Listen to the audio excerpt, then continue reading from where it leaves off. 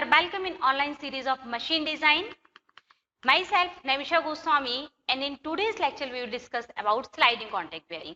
So first of all, what is sliding contact bearing? Sliding contact bearing is bearing where surface contact between stationary element and rolling element is surface. Okay, so surface contact, there may be surface. In sliding contact bearing, no point contact and line contact may be occurred. Okay, so you can see here in this diagram, one element is your bearing. So bearing is your known as fixed element, and inside of this bearing shaft will be rotated. So that rotating element, between that rotating element, or you can say shaft and bearing, we use some lubricant. So what is purpose of using that lubricant? So that lubricant is used basically to reduce friction and to maintain stability of shaft inside of your bearing. So bearing pressure may be generated, and that pressure is used to maintain your stability of shaft inside of bearing. So this is known as sliding contact bearing. Second one is your rolling contact bearing. So what is rolling contact bearing? So in rolling contact bearing, you can see here, there may be line contact and point contact. Okay, so in second diagram, you can see clearly, we use some rollers or some walls between your moving element and your fixed element. Okay, so when we use wall in between these two elements, so these type of bearings are known as your wall bearing, and when we use roller between these two elements, then bearing may be known as your roller contact bearing. And in this type of bearing, rolling contact bearing, there may be point contact and line contact. There is no surface contact occur. Okay, and what is the advantage of rolling contact bearing? So rolling contact of bearing have low starting coefficient of friction, means starting coefficient of friction may be very low. So this is known as your rolling contact bearing. Okay, and in sliding contact bearing, there is surface contact, so we can understand there may be large amount of starting friction may be occurred. So that's why we use, when we need, there should be low coefficient of friction, so we prefer rolling contact bearing. Next one is your classification of sliding contact bearing. Okay, so this is very important. Okay, so first classification is according to direction of load to be supported. So what is mean by this? Okay, so it indicates that when we used, or there may be two types of classification, thrust bearing and radial bearing. So what is mean by thrust bearing and radial bearing?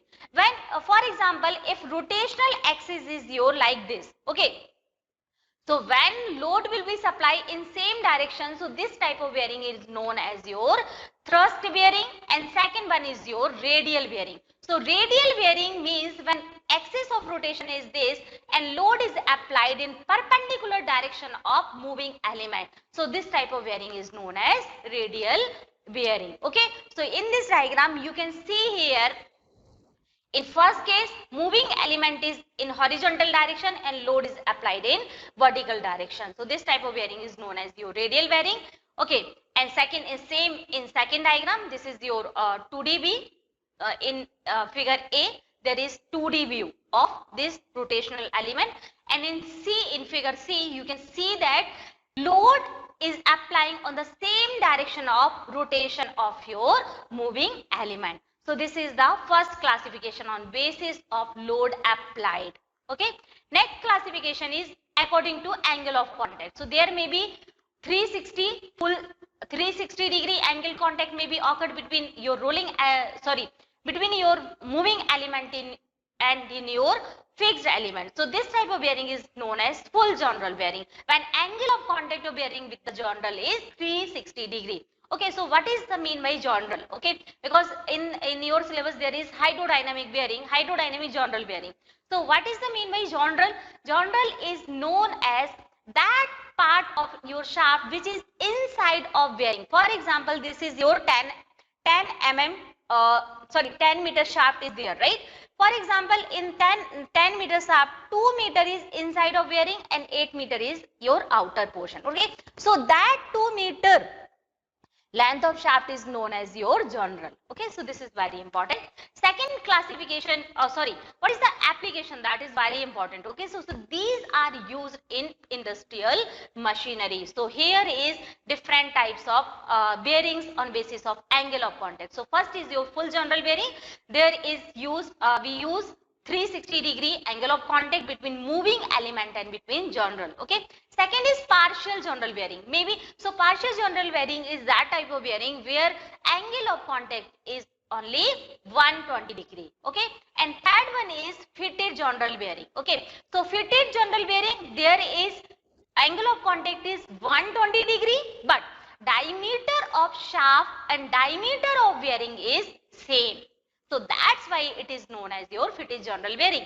So you can see here in full journal bearing and partial journal bearing, there is some clearances provided. Okay. So in these two types of bearing, there is a bearing diameter is more as compared to your shaft, or you can say that journal diameter.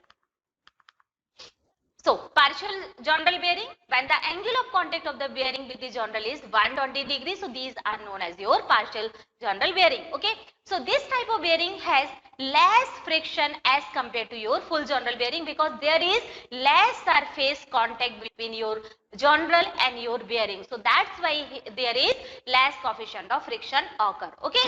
So but they can be used only when load should be carried out only in one direction. So you can see here I have highlighted this one. Okay. So load where we use partial journal bearing, so there where we need load should be carried out in only one direction. So what is the practical example? In rail axle roll. Okay. So you can see here I have already written here. Where is the application? Rail road car axle. So in rail road car axle we use partial contact bearing. Okay.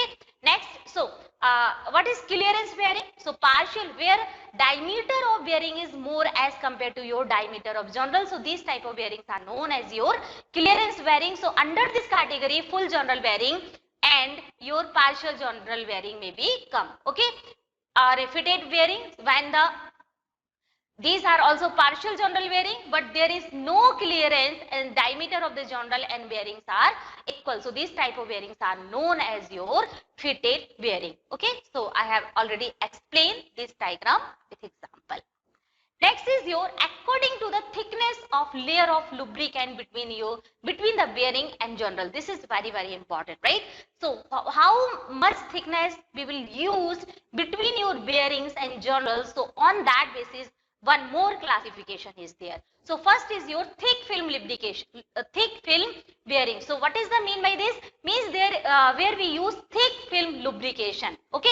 So the thick film bearings are those in which the working surface are completely separated from each other by the lubricant. What is the mean by this sentence? So it indicates that when surface of your shaft and surface of your bearing will be totally completed, separated between each other. So this type of bearing is known as thick film bearing. Next is your thin film bearing. So what is mean by thin film?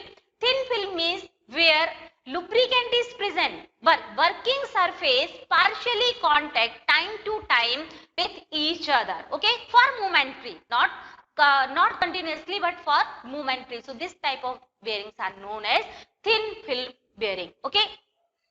So these type of bearings are also known as boundary lubricated bearing. You can see here I have already highlighted this one, right?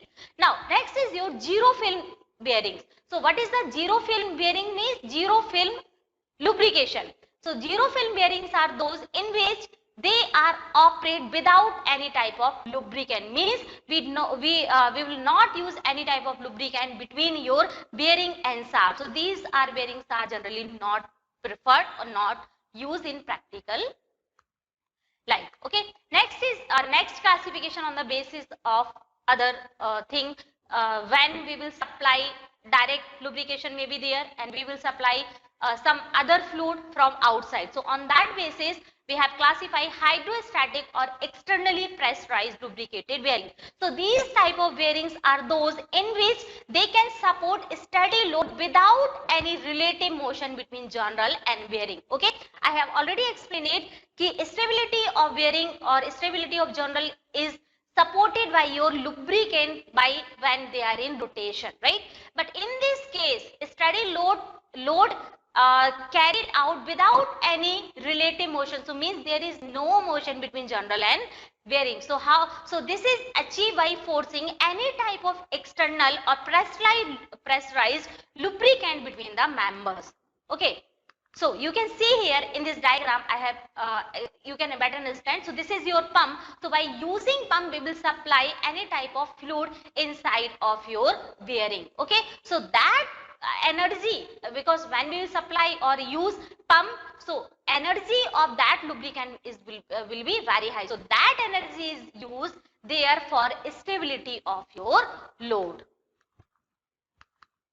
So next is your according to length and diameter of journal. Okay, so these are classified short bearing, long bearing and square bearing. So in short bearing, L by D ratio is less than 1. Okay, and in long bearing, L by D ratio is greater than 1. Okay, and in square bearing, when L is equal to D, so L is your length of bearing and D is your diameter of journal. Okay, so this is the classification. Thank you. Keep watching.